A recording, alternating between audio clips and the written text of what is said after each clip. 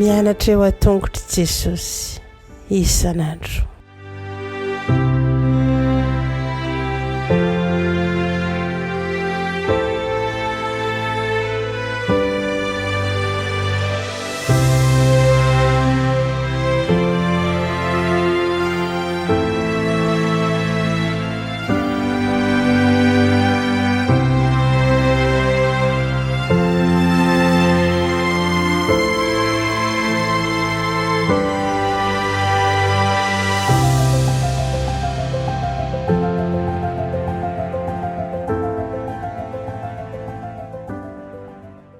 Fahalomerabantsika sereray avy indray tonga eto amin'ny lesona ho an'ny lehibe isika amin'ity alarobia fahatelo ny volana janoary ity.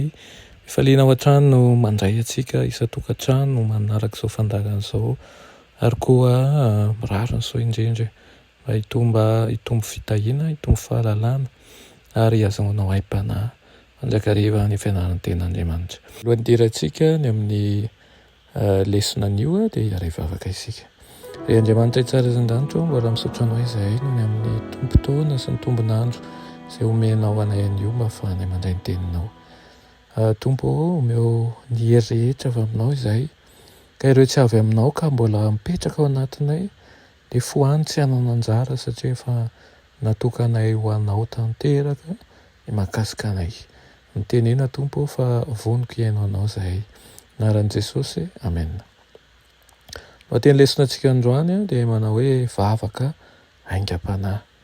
Vavaka aingam-panahy.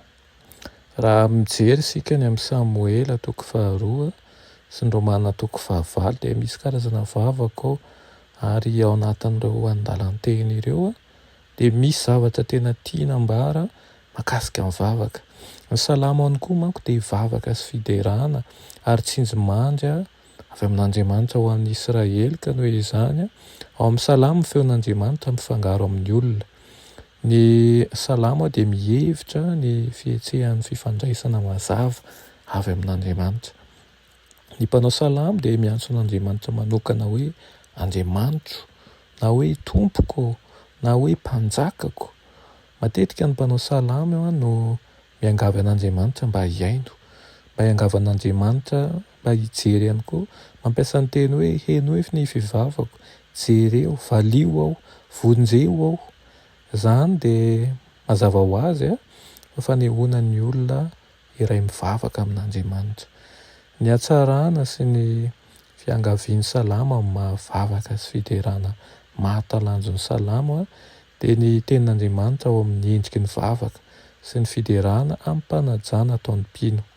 Ny salamo ary dia manome fotoana hifandraisana akaiky amin'ireo zanak'Andriamanitra tahaka ny voalazo amin'ny Romana toko 20 izay manao hoe ary toy izany koa ny fanahy dia manampy amin'ny fahalementsika ary tsy fantatsika izay vavaka tokony ataontsika fa ny fanahy ozy izy no mifona ho antsika amin'ny fitarainana tsy azo tononona. Ary izay mandinika ny fony mahalala izay hevitry ny fanahy satria araka ny sitrapon'Andriamanitra no mifono ho an'ny olona masina. Jesosy koa dia naka teny tao amin'ny salamo toy ny ao amin'ny Lioka toko 20.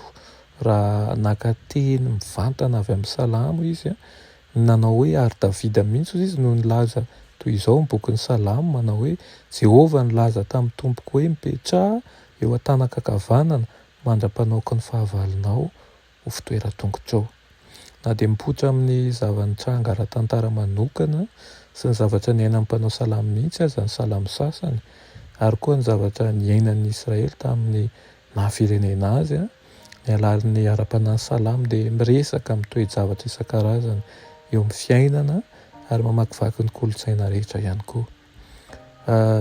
Raha lazaina amin'ny teny hafa rehefa mamaky ny salamo ianao dia hita azy ireo maneho fanantenana, maneho fiderana, maneho tahotra, maneho fahatezerana, maneho alahelo ary alahelo hafa ihany koa zavatra izay hatrehan'ny olona na iza na iza amin'ny vanim-potoana rehetra ary nenina toe-javatra misy azy. Miresaka amintsika rehetra izy ireo amin'ny fitenin'ny zavatra iainantsika manokana ary ahafahantsika ihany koa mamoaka ny marary ao anatintsika ary manandatra vavaka ho an'ilay paharentsika. izay miaino atsika isan'andro andro aman'alina izay ametrahantsika ny fitokiantsika ary azontsika antoka fa maly atsika tokoa. Inoko fa zany lesona zany dia nanitona anao tokoa ny amin'ny zavatra rehetra amin'ny salamo dia meteza maka izany matetika aoka anisan'ny boky tena ho ankafizinao mba ahafahanao miray amin'ilay Andriamanitra ao. Vavaka atsika. Dia Andriamanitra tsara indrindrananitra mbola velom-pisaorana anao ny amin'ny lesona nomenao anay io. Misaotra ihany koa mampianatra anay ary manome anay zava-tsoa dia ny bokin'ny salamo zany. Ampianaro izahay mba ho tia ny zava-tsoa avy aminao, tsy eto amin'ity tany ty ihany fa ireo rehetra avy aminao, ka na fiterana, na vakiteny, na fankasitrahana, na fibaboina dia aoka Tompo ianao no anjaka aminay ka nome ny hery rehetra ho entinay miady amin'izao fiainana izao. Amin'ny anaran'i Jesosy, amen.